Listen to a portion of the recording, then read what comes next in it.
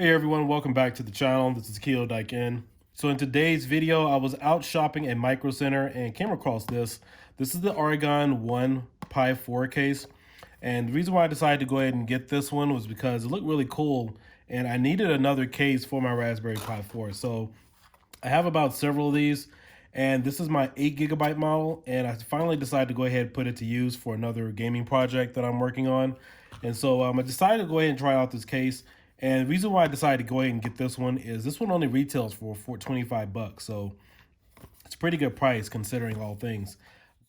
So yeah, originally I wasn't planning on doing a video on this, but I thought it was so cool I decided to go ahead and do one anyway. I already have my thermal pads on here, and one of the things that really impressed me about this unit is it came with the anti-static bags. Now, if you guys remember the 3B Plus, or actually the 3B, they came with these with the Raspberry Pi. So when I opened this, it really felt more or less like I was opening a NVIDIA video card or AMD video card, but want to go ahead and check it out. So let's go ahead and assemble this thing. It should be pretty much straightforward. So these are just some of the parts.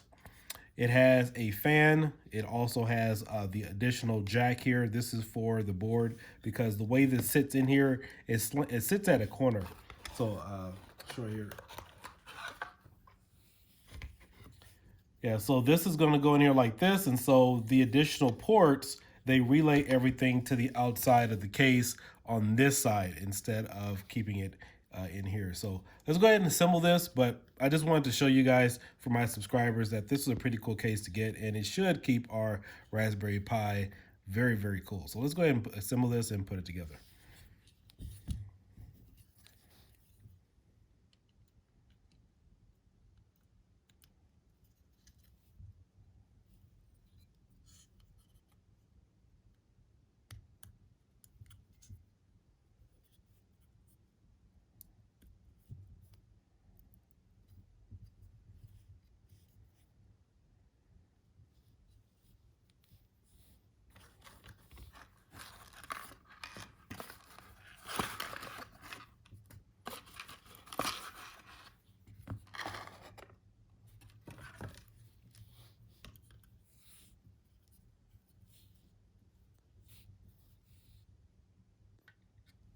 Now you got to make sure you're really careful to line this up. These are the GPIO pins here, and they line up really nicely with the case.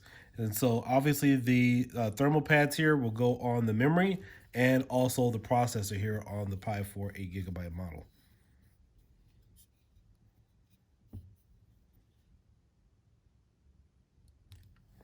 Make sure these are lined up properly.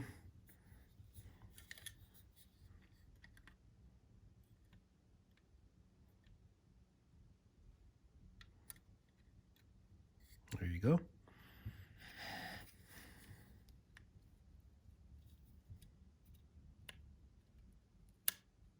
All right, so now all I got to do is screw it in and we'll be good to go.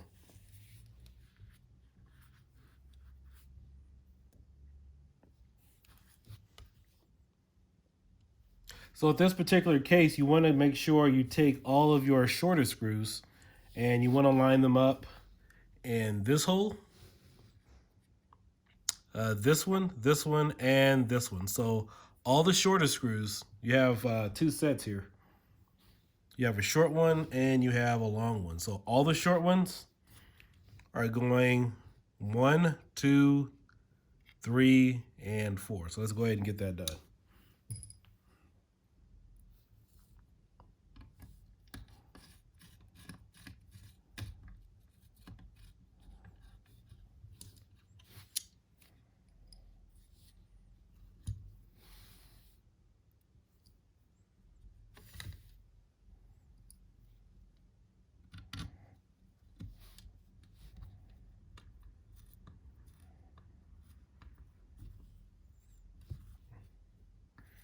All right, so we got 2 down. And when I'm assembling these, I usually don't like to sync all of them until I get to the last one, just in case I have to realign one of them. But typically that doesn't happen, but it's just a good practice to have.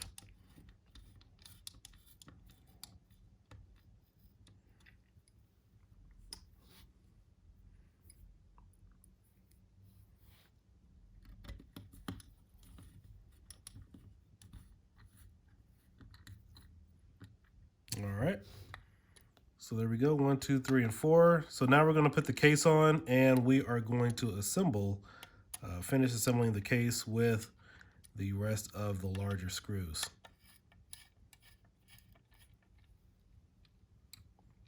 All right. Oh, there we go. So I guess this case is magnetic because the screws are sticking to it every time I set it down.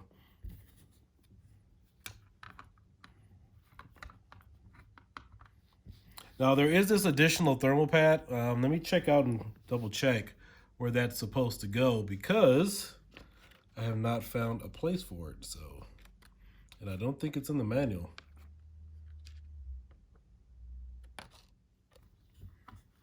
So one of the other cool things I like about this case, this one obviously allows you to have all your USB ports available. As cool as the Nesby case is for the Nesby 4, the only drawback about that case is you do not have access to all your USB ports. And so I do know that, well, and then too, a lot of things aren't booting on it. So a lot of Retropie images currently aren't booting. Now you can change that in the command line. However, that took a lot of trial and error trying to help the community figure out what type of boot drive they have, whether using USB or a SSD. Not all of those were compatible with the Nesby case. And then, of course, you could boot from your SSD, but not every drive was capable of doing that. And so, personally, I would rather have access to all 4 USB ports instead of having something dedicated to that. But, I mean, it's a cool case, but this particular case, obviously, you keep access to all of those. So that's one of the things I like about the other cases, particularly like this, that still gives you access to all your ports. So it would be nice maybe in the future to start seeing some additional cases that supported more USB ports for those of you guys who love to arcade mod, because 4 ports typically doesn't cut it.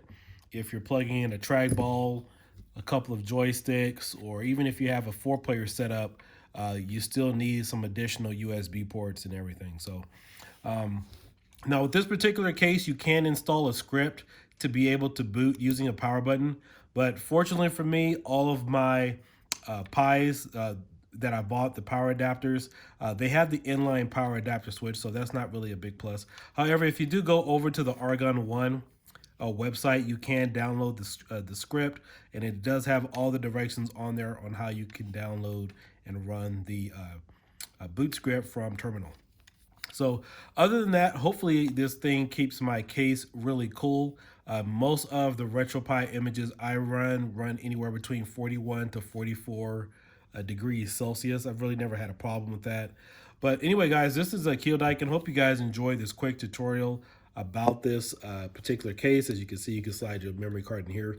But we don't use those anymore because all of my images are booting from USB or SSD.